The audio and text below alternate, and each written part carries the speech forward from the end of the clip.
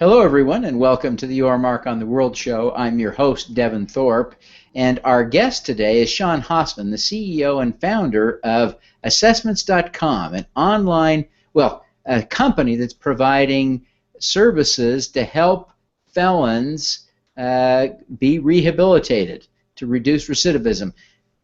Sean, thank you very much for being here. This is a really interesting topic. I'm excited to talk to you about it.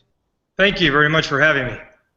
As I've told people about our discussion, I've had a lot of people suggest that this is an interesting topic. I think people really are interested in learning what you're doing. So first off, give us a good overview of what Assessmentscom is doing.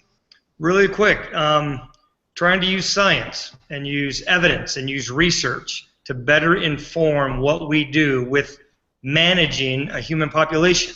In this case, more specifically, felons and addicts, because a lot of our felon prison jail populations are made up of people involved with substance abuse, but really trying to use best practices, or what's called evidence-based practice, and not ever tiring of evaluating and adjusting and evaluating and adjusting to get better outcomes.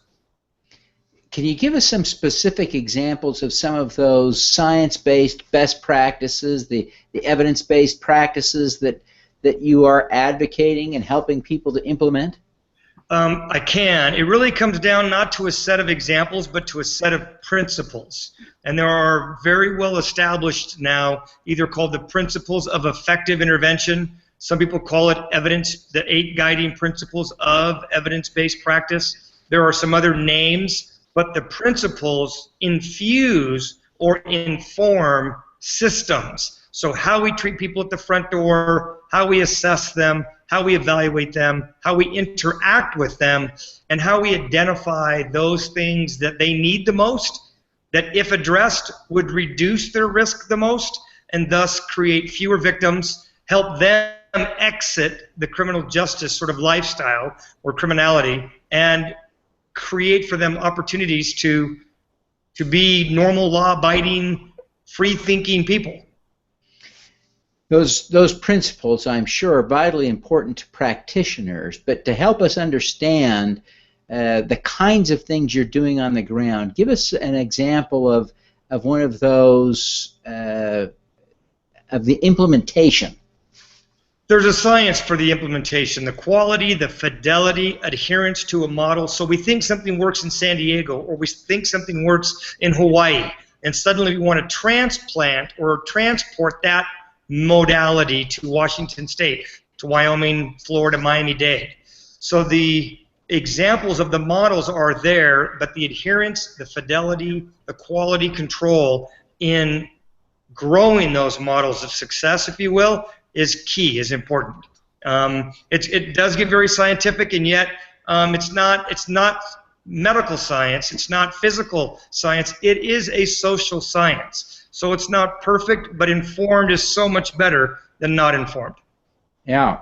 So do you look at things like whether and how long to keep someone in solitary confinement? Do you look at processes for transitioning people out of prison? Give us some examples of things you look at.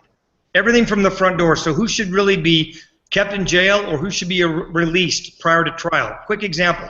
If I'm going to keep you in jail prior to your hearing, or I'm going to let you out into the street, I'm only going to let you out if I know you're going to show up to trial, and while you're out, you don't commit any more crimes, so you're not a danger to yourself or the community. I want to use good predictive analytics and predictive tools, statistically based assessments, to determine who should I keep in, who should I let out.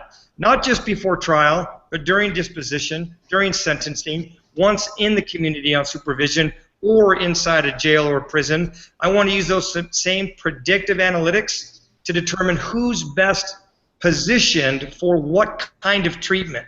Cognitive behavioral therapy versus maybe talk therapy, maybe versus group, maybe versus incarcerated or out into a group home if I'm a kid. So the numbers and the statistics around assessing and then matching risks and needs is all the way through the continuum of the correctional care, from pickup to drop-off. So you are working, your clients are people who are managing correction facilities, juvenile and adult facilities. All over the country, yes. And you're helping them to identify best practices using best science. Is that a reasonable summary of what you're doing? Yes, and to implement it with fidelity and continue to measure that fidelity and begin using more and more of that science for outcomes, to predict outcomes and measure outcomes. So you have employees, part of your team, who are actually going in and helping to implement these practices. We get on the ground and we train staff, we train policymakers. It really takes a system. So not to give any kind of pithy quotes, but it takes a system. So judges, district attorneys, prosecutors, defense attorneys, jailers, commanders, probation staff, parole staff, both the line level, supervisory level, administration and secretary level, and trying to educate people on a well-envisioned and well-implemented systemic reform around paying attention to the numbers in a way. I happen to think the stories of each individual people are also important, but systemically we need to look at the numbers. Now, there's a huge shift that's going on in California around these very issues, right? California just changed its 3 strikes law. I don't know what a significant proportion. Felonies to misdemeanors, right?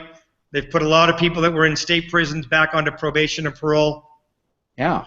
How are you involved with any California clients? I am. We work actually up and down the state of California with a number of their county probation and parole departments that are trying to accommodate and adjust and get better even. And there's a lot of good work going on in California. Somebody recently wrote a book and called it Moneyball for Corrections. And there is a concept around that idea of just being that less gut feel intuition, or adding to that intuition, gut feel, and experience, but adding those numbers and that prediction. Are you feeling like you're making a difference? And how do you measure the difference you're making? I do more direct service than I used to. So to be very frank with you, or an agency or a jurisdiction get better, I feel like that makes a difference, but you don't get the chance in my situation to see the difference on a personal level every day. So for better or for worse, I've started actually doing more work directly here in Salt Lake with felons and with addicts. I started a nonprofit that I'm not trying to put out here on the air because it's not even all the way up and running, but more direct service. So I think we're making a difference. I feel very good about systemically how we're trying to help, although it's hard to get a system to change. I think it's hard to get a person to change. Try getting a system to change. But we're doing both. Yeah. Sean, this is really kind of interesting work. And I think as a society, we really, as Americans, haven't done a good job of caring for our prisoners, our felons. And even as I say those words, it just feels weird coming out of my mouth, to care for a felon, right? And I think it's because of some American attitudes that we shouldn't care for them, that they have lost the privilege to be cared for in a way. And yet that comes back on us, right? So what I want to know is, why do you care about them? Where did that come from? Couple of places, but to be brief, I was raised by parents, I believe, that believed in the social contract, that but for the grace of something, there go I, and we all have some responsibility to lend a helping hand in someone else's time of need, and maybe for our own selfish sakes, because we all typically will go have our own times of need, and that we have an obligation and even a contract to each other. So I was raised in that vein. I went to law school thinking I would become an attorney to help people, and I ended up not really being in that kind of a law practice. I did good stuff and good work with one of the best law firms I know of, but I wasn't sort of helping perform that social contract. And a mentor of mine who was there when I was a kid in my home state of Alaska, helping organize good social and community reform and organizations, reached out and said, I have a business idea where I think we can do well while doing good, and you didn't have to ask me twice. And I sort of latched onto that, became passionate about it, and then when it didn't work just quite as quickly as my partner and my mentor had wanted, I decided to continue going when he wanted to stop, and it's done great, and we've done great. Oh, that's great. As you think about where you are and why you are, who do you look to as a role model, as an example, as inspiration? There are so many people in the corrections, criminal justice, human services fields that are tirelessly working for the benefit of tough and not always easy to like people. So I love them all in many ways, or I respect them tremendously. I have a hard time right now, if you want to talk world stage, I have a hard time not liking the new Pope. Talking about compassion and taking on a titanic of an institution and trying to operate within that institution in a way that's effective and yet not backing down on some very key values of compassion and forgiveness and second chance and taking care of each other. I have to say, I'm not Catholic, and that guy's impressive. I want to see the same kind of within corrections, within criminal justice, in an effective way, people also not stopping to talk about compassion and second chance, even within the industry. Yeah, it's a really important insight. Any one of us at any point in life has had second chances. Who among us hasn't had a second chance on something? And yet our tradition in this country is to not give much in the way of second chances. It's fun to see a shift in that thinking, and I think it's right thinking to try and be more open-minded about these things. One last thing, Sean, you've been successful. You're creating and making a difference in the world, really, for not only for these felons, but for their families and for their communities, for our community. Everyone who's watching the show has one thing in common. That is a desire to do more good. Give us a tip. Give us a hint. How can we be more effective at doing good? I'll give you a soft answer, which is empathy for those who are struggling, but I'll give you more of even a little phrase to think of, and that is that everybody can make it if they are, and there's three words, ready, willing, and in my mind, the word enabled. And enabled takes on a dysfunctional, negative tone in most people's vernacular or vocabulary, but think of it as giving somebody a helping hand.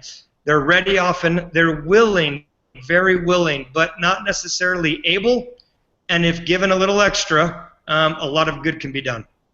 I think that's a great insight. Ready, willing, and enabled. And we have to be and become the enablers, right? But in a new way of thinking of that word, and I swear to people I'm going to turn that word on its head, because it's empowerment. People need just a little extra. And the research, I can go back very quickly, and I won't go through the details.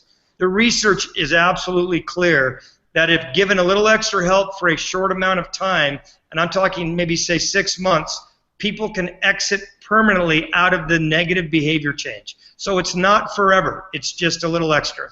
Yeah. 6 months in a lifetime is just a brief drop in the bucket. Yeah. Well, listen, Sean, we really thank you for taking the time to be with us today. Before you go, will you tell us how people can get in touch with you, how they can learn more about what you're doing and engage with you in some way? Easiest way is just through the website, but that's www.assessments.com. That has 5 S's. It is a plural word. And I'm on that website, and we can talk if ever there's a contact. Fantastic. Well, Sean, again, thank you very much for being with us. We wish you every success in your efforts to improve the care and feeding of our criminal population. And thank you, Devin. Thank you for doing it. Very much. All right. Let's do some good.